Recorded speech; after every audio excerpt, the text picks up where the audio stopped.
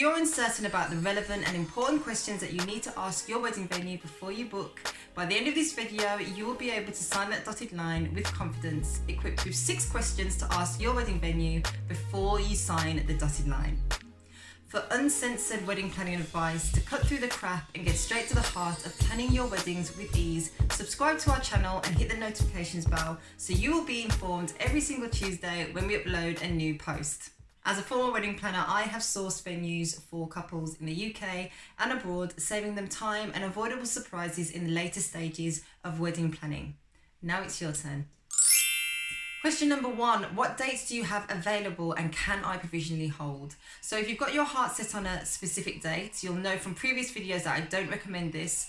What I would recommend is go in with a month, say I want to get married in May and I want to get married on a Saturday in May, so that you can find out what Saturdays they have available or alternatives close to your date. Be really flexible here.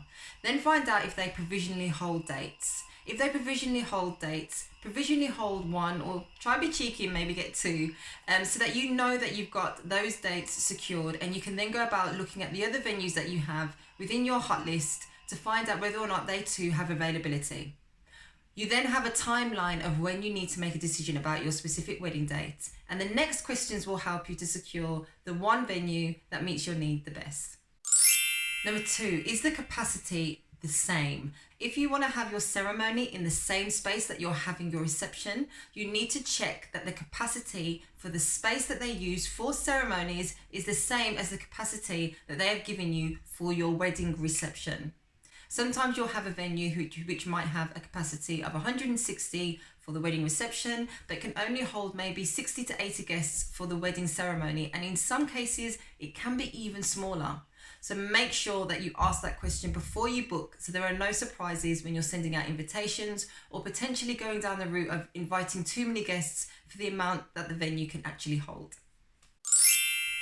Number 3, access times.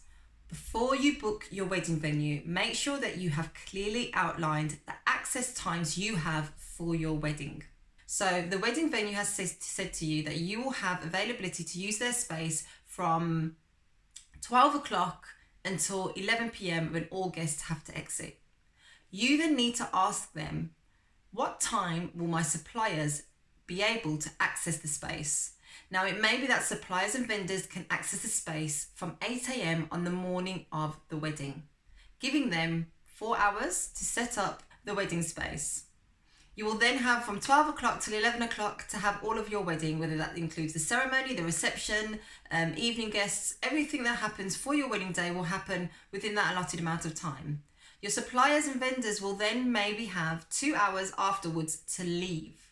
The reason why you need to ask this question is because sometimes wedding venues give you this information as an all-inclusive package. So it might be that some venues will say you've got the venue from 12 p.m. until 11 p.m. in the evening. And within that time, you also have to set up and clear out. So you will then have to speak to your suppliers and vendors to find out how long that takes for them. It may be that you'll need 2 hours for all of your suppliers and vendors to set up the room. And you'll also need another 2 hours at the end of the day. So that will mean that your wedding can't start until 2 p.m. and would need to finish at 9 p.m. That will cut down the amount of time you have to actually celebrate your day considerably. So make sure you get really clear on the time you have access to the space and when your vendors and suppliers need to be out of the space.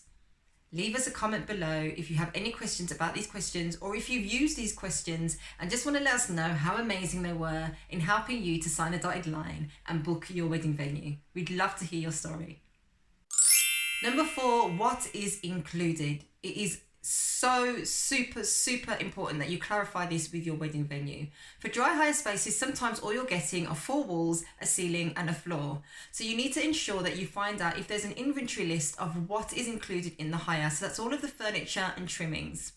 Most venues will include things like chair hire, tables, a bar, if there's one fixed into the venue, crockery and glassware, but not all venues do. And this is something that you really need to make sure you do ask if you are using a dry hire space, because it will vary considerably from venue to venue.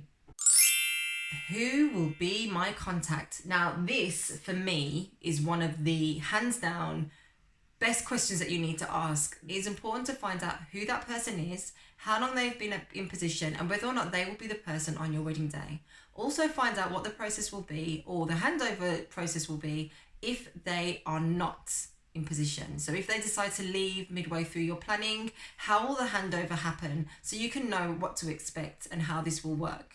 They should be reassuring you at this point that that person has been in position for years, they love the job, this is their life calling, they're not going anywhere. Obviously things happen, people move on, they get pregnant, they fall ill, so there could be a case where that person won't be with you on your wedding day. There have been so many different occasions, and this is a big bugbear of mine, there have been so many different occasions where we have gone to a venue and they have had a wedding coordinator on site. And we've been booked anyway because the client hasn't been 100% sure about this wedding coordinator. And these are the reasons. Wedding coordinators are not wedding coordinators. And I know I'm going to get throttled for this. Venue coordinators who are assigned specifically to wedding clients are who you are dealing with. Now, these individuals can be an absolute godsend. They know all of the rules and regulations of the venue. They're going to hold you to the terms and conditions. They're going to make sure that the space is available to you. They're also going to bend over backwards in a lot of cases to support you so that your day is absolutely amazing. Not all the time. And the problem that we find with venues who have this as an add-on or as part of their team or give people this specific title is that they blur the lines between what an actual wedding coordinator is going to do for you and where their best interests lie. What you don't want to do is to get into a position where you rely on the person at the venue, but they keep on changing. High staff turnover within this role is absolutely ridiculous. And so in some cases, we've had couples who have had 4 or 5 different venue coordinators. Make sure that you find out who the best person is to contact, and also find out who is their superior, so who runs the department above them, so that if there are any issues or hands keep changing over, you've got a direct point of contact who has a categoric list of any of the additional items or allowances that you have negotiated before you book. Now that you've shortlisted your shortlist, you can go ahead and book your site visit. When you book your site visit, you're going to try and decide based on location which venues you're going to see. And if you can, do them all within one weekend, but no more than 2 in a day, 1 in the morning and 1 in the afternoon. So you don't get site visit venue overload, which is definitely a real thing. This is going to be amazing. You're going to go to these venues, and because of all of the processes that you've gone through to get here, if you've watched all of our other videos, it is going to be even more amazing for you and your partner. Now you know exactly what questions to ask your wedding venue before you book a site visit and before you go ahead and book. We have created a template for you, so you can get the link below, which will allow you to send out an email to all of the venues that you have shortlisted really easily and efficiently, highlighting these questions and get a response back really quickly. You'll be able to then use these responses to whittle down further the venues which are best suited to you. And we look forward to hearing all about it. If you have liked this video, please let us know by commenting below, subscribing to the channel, and hit the notifications bell so you can be informed every Tuesday when we upload a new post. Check out these videos next on the 14 things your guests don't care about and how to kickstart your wedding planning with ease. If you've liked this video, please subscribe to the channel and hit the notifications bell so you can be informed every Tuesday when we upload a new post. For all of those wedding planning couples that you know, let them know about the channel, and we would love to hear from them too.